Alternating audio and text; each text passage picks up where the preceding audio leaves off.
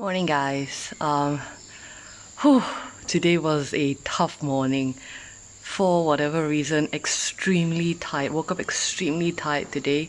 As you can see, I'm not wearing white at the moment because I ran out of clothes. So I will be doing laundry today. But just done with JP's morning meditation. I think it's day 19. And now I'm headed back to Dukar. What I'm going to talk about today with you guys once I've done my laundry is actually some paranormal experiences that I've had, especially in relations to, would you believe it, incense, and also a couple of experiences that I've had with Rinpoche when we were in the States. So I will shoot that for you guys as soon as I get back to Dukkha and I've done some laundry. But yes, today was a particularly tough morning because I woke up just really tired. I woke up late, so I had to run over to Enchanted Forest. Pro tip, don't run uphill when you are exhausted and you're late and tired. And yes, so headed back to Dukkha now and I will see you guys later. Bye. Hi guys, so as you can see, laundry done. I'm here at the outdoor Doji Street Grotto, and I wanted to show you guys a couple of things that I mentioned in yesterday's incense video, in yesterday's sanging video. So I think you guys might recall that one of the practices that I talked about in yesterday's video was the native practice of smudging rooms, and I mentioned using sage. So I wanted to show you guys what the sage looks like close up. This is California white sage, and Rinpoche had actually ordered it online to be used in the sangpo, or to be used during sanging. So Rinpoche liked to switch up the kind of incense that Rinpoche offered from time to time, and so sage is one of the items that Rinpoche actually ordered to be added to the sang pot. Alright, so one is sage. The second item that I actually talked about was wood chips. So I mentioned yesterday that you can get wood chips from Vajra Secrets, but in reality there are also many retailers online that sell wood for burning in incense. So this is one of the varieties that Rinpoche actually ordered.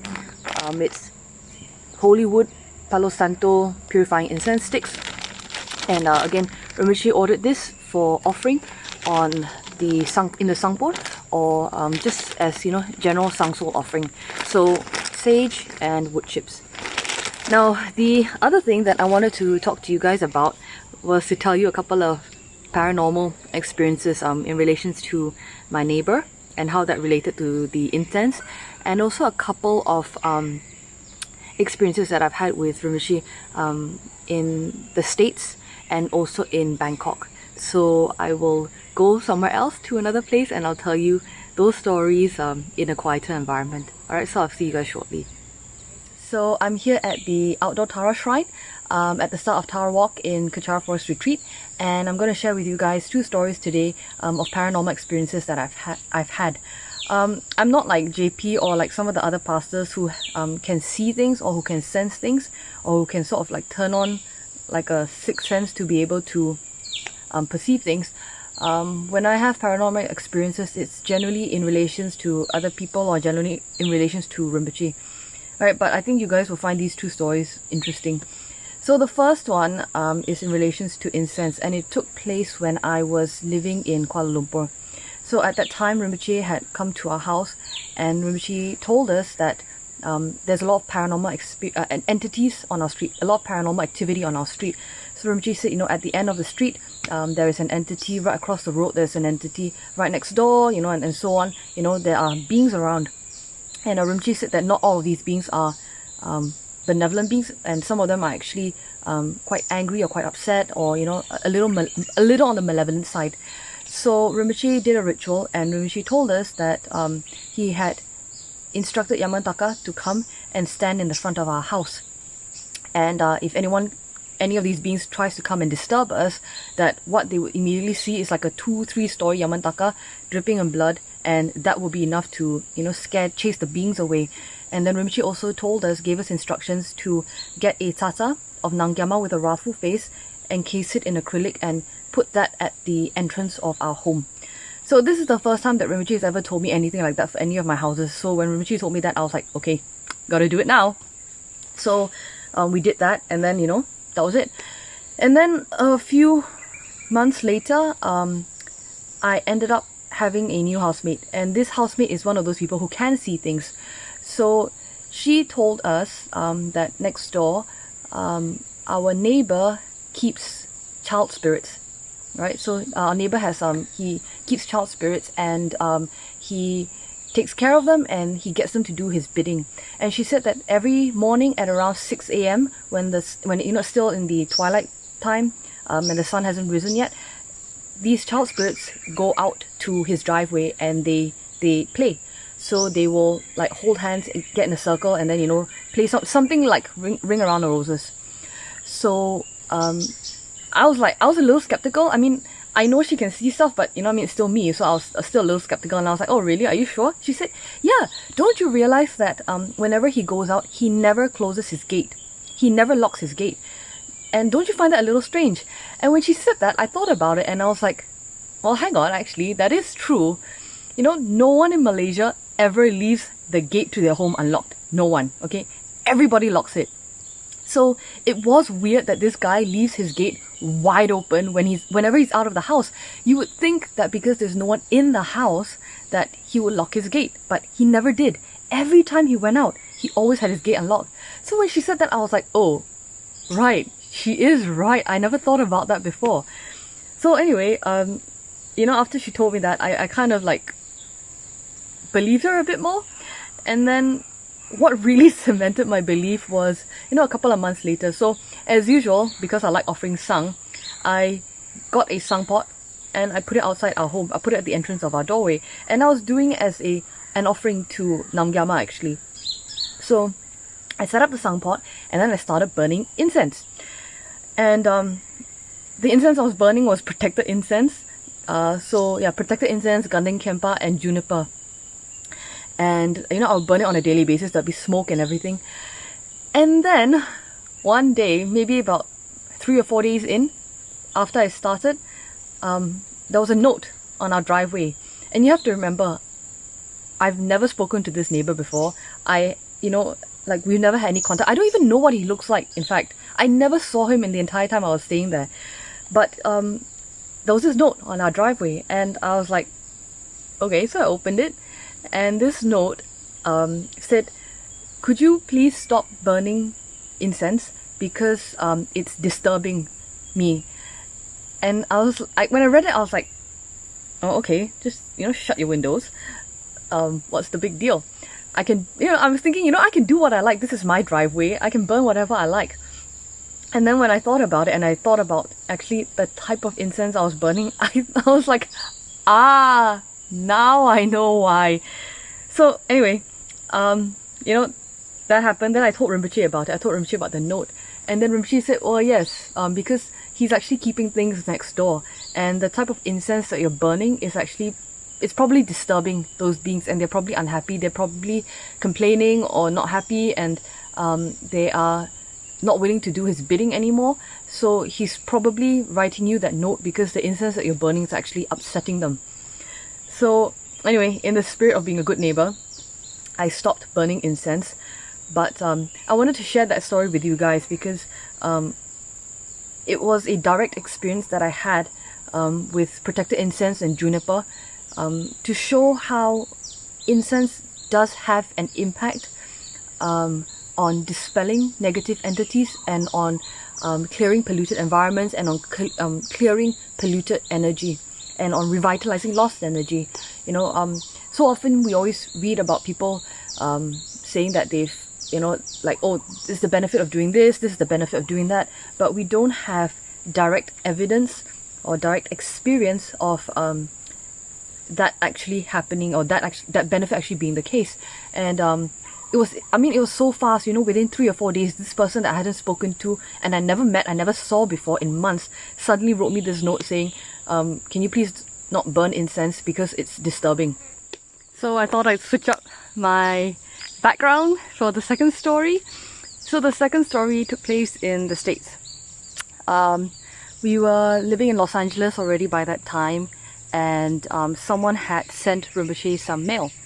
And as usual, as is the usual protocol, we opened up the packaging, opened up the letter to make it easy for Rinpoche to access everything, and also to check to make sure that nothing funny was being sent. So I opened it, and then at the end of the day, when it was time, we gathered all of the offerings that people had sent to Rinpoche and then brought it into Rinpoche's room. And then after I left it in Rinpoche's room, I went out. And about an hour later, Rinpoche called me back, and Rinpoche was manifesting a lot of wrath. Rinpoche was quote-unquote furious. So Rinpoche immediately demanded to know who opened this letter, and Rinpoche had this letter in his hand. And Rinpoche said, who opened this letter? So I was like, me? I opened this letter. And then Rinpoche immediately said, who said you can open my mail? And I was like, and in my head I was thinking, well, that's what we've been doing for years. You know, we've been opening Rinpoche's mail for years.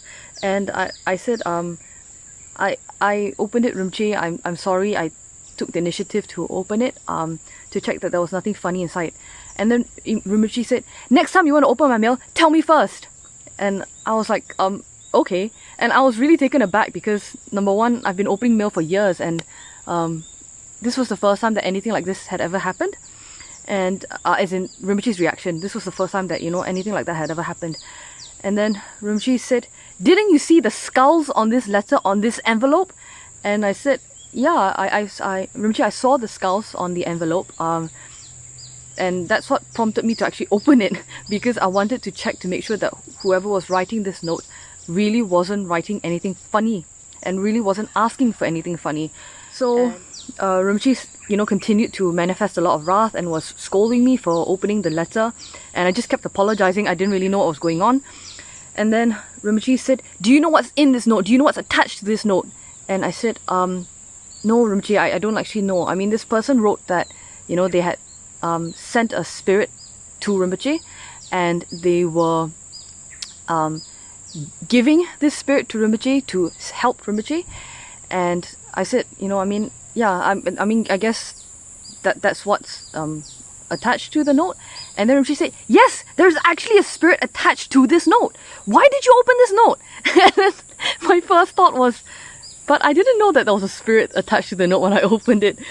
And then Rinpoche said, why did you open this note? Who gave you permission to open this note? And I was like, Rinpoche, I'm really sorry. I won't ever do it again. I will never open any of Rinpoche's mail ever again. And then Rinpoche said, get out! So I was like, okay. So I left the room, again apologizing to Rinpoche. I left the room, and then there was this huge flurry of activity. So immediately everyone in the Ladrang started scrambling around, and Rinpoche called more people in and then gave them instructions to dispense of the note, how to dispose of the note, how to dispose of the offerings and all of that.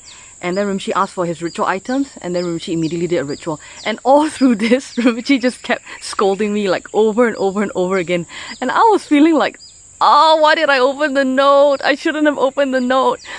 You know, that was one part of me thinking that. The other part of me was thinking, but I didn't know that there was something attached to the note. And so, you know, yeah, so Rinpoche started giving instructions about how to dispose of everything, and then started doing rituals. And then all through this time, Rinpoche was just basically, you know, manifesting wrath and scolding me. And so when Rinpoche was doing the ritual, Rinpoche called me and got me to stand right in front of Rinpoche. And then Rinpoche did a blessing on me. And then Rinpoche, the whole time, just like kept complaining.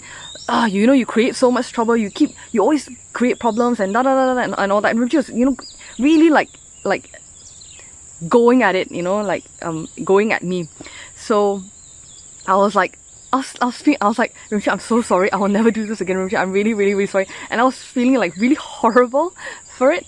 And then during the ritual, Rinpoche said, get out! And like, I started to make a move, like to get out, and then someone in our group said, no, Rinpoche's not talking to you. And I was like, oh, okay. So Rinpoche said, get out. And Rinpoche kept saying, get out! Go to the gate, stand at the gate and never come back. If you come back, wait and see what happens to you. And it clicked. at that moment, Rinpoche wasn't talking to me. Rinpoche was talking to the spirit.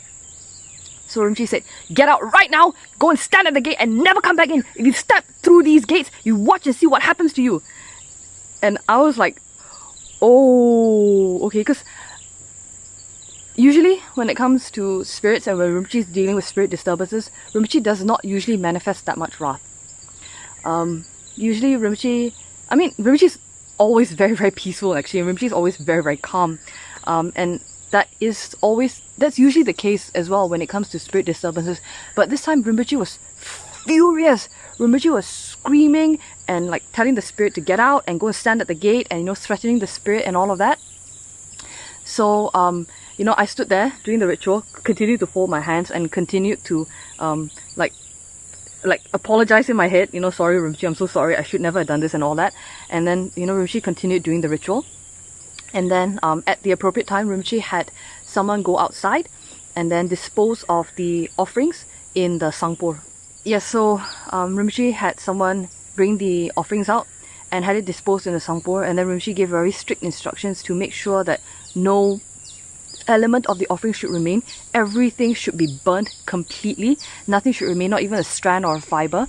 And then once that's done, the ashes and the remains should be taken like away and then buried together with protector rice. So Rinpoche burnt everything with protector rice, burnt everything with sang, and then brought it away and then had it buried with protector rice.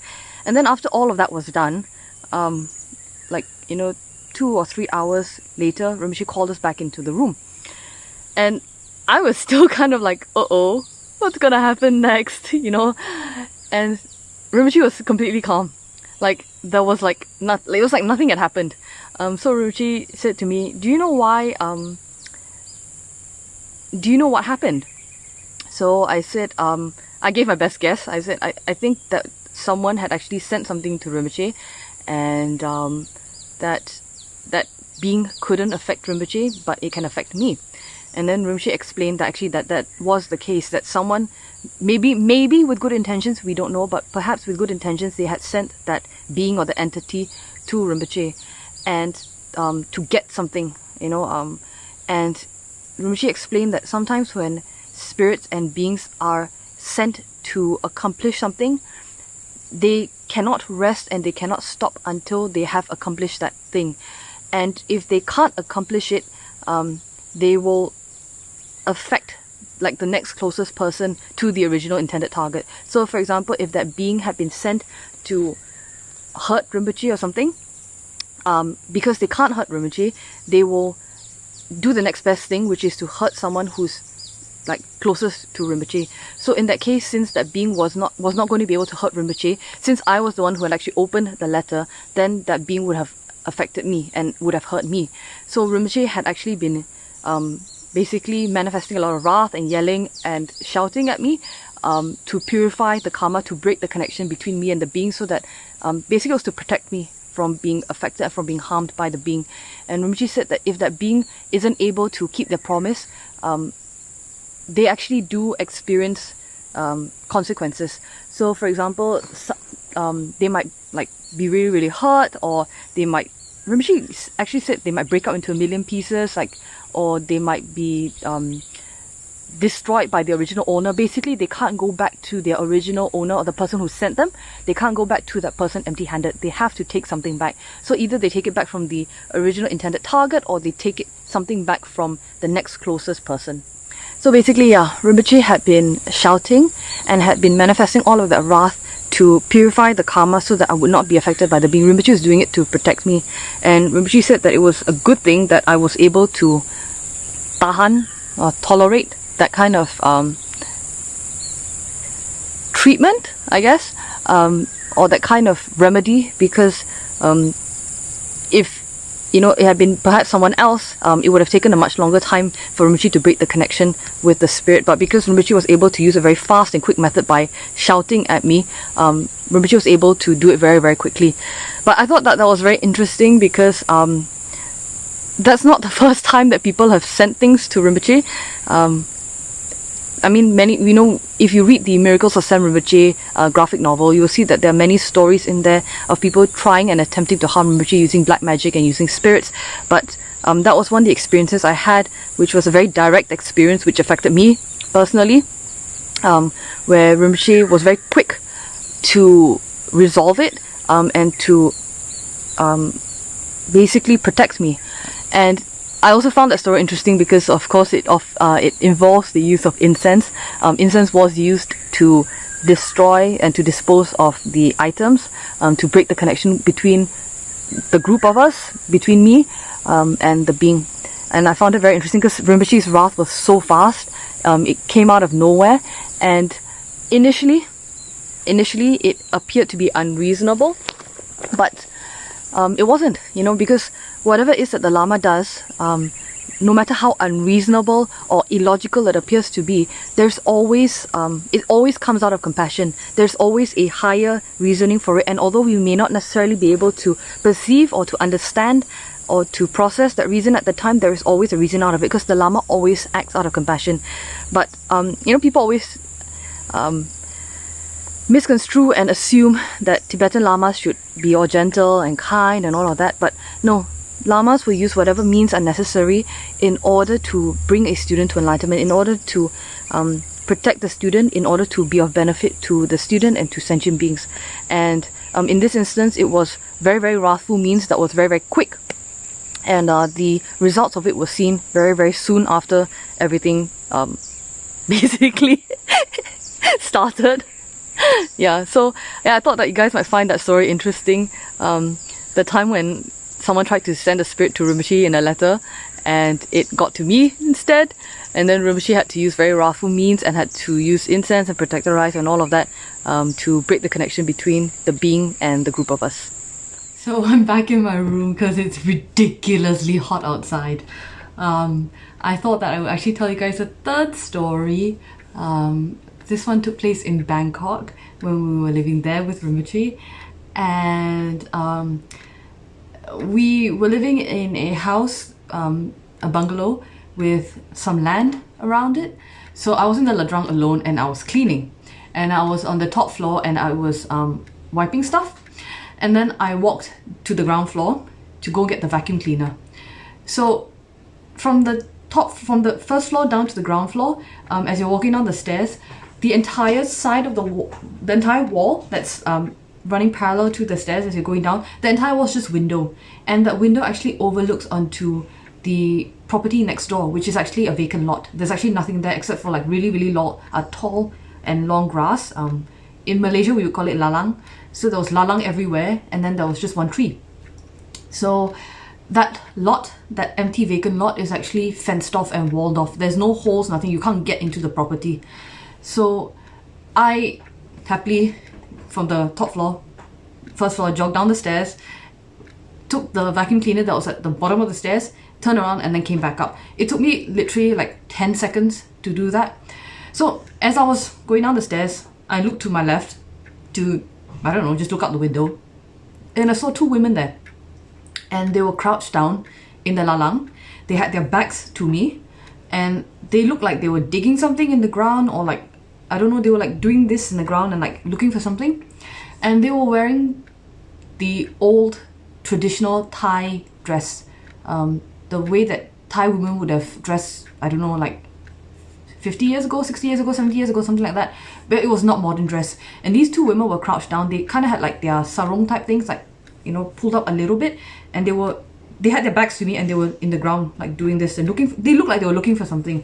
So I didn't think much of it. I was like, I just went down the stairs to go get the vacuum cleaner, turned around, came back up, and as I came back up with the vacuum cleaner, I turned to look to my right this time, looked out the window, and the women were completely gone. And I was like, that was fast. Like, surely if they had been there and they were still walking around in that lot, you would have seen like the grass moving where they were walking, but I didn't see anyone. There was nothing moving. And I was like, oh, that's really weird. They totally disappeared after like 10 seconds. So when I got to the top of the stairs, that's when it hit me. I know, I'm a little slow sometimes. That's when it hit me when I got to the top of the stairs. I was like, oh, wait. There's no access to that lot. There's no reason why the women would be in the lot. There is no way to get into that vacant lot.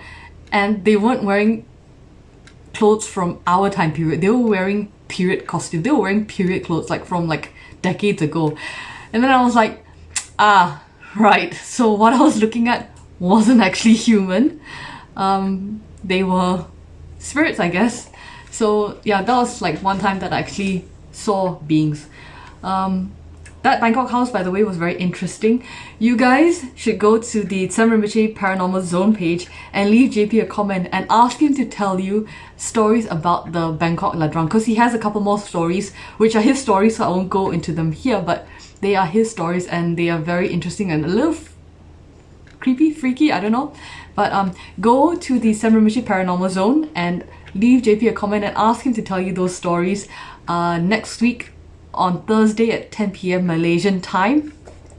He has a lot more stories, of course, but ask him about the Bangkok Ladrang ones and I'm sure he'll be happy to tell you. Alright, so that's it from me for today. You guys get 2.5, 2.25 paranormal stories. First one involving actually two involving incense. First one directly involving incense with child spirits, and then the second one involving a spirit attaching itself to me as a result of me opening Rinpoche's nail, and then Rinpoche manifesting wrath to break the connection between the spirit and me. Alright, so I hope you guys enjoyed those stories. Please, as usual, please like, share, comment, subscribe to the videos, not just mine but everyone else's as well. And if you have any questions, please let us know and we will answer them as soon as we can for you. And if you have any if there's anything that you would like to see, any content that you would like us to produce, please let us know and we will see how we can get on that for you as soon as possible. Again, thank you so much for watching, and I will see you guys tomorrow. Same time, same place, 10 a.m. on the Kechara Forest Retreat Facebook fan page or on the Kechara YouTube channel. Alright, so I'll see you guys tomorrow. Goodbye.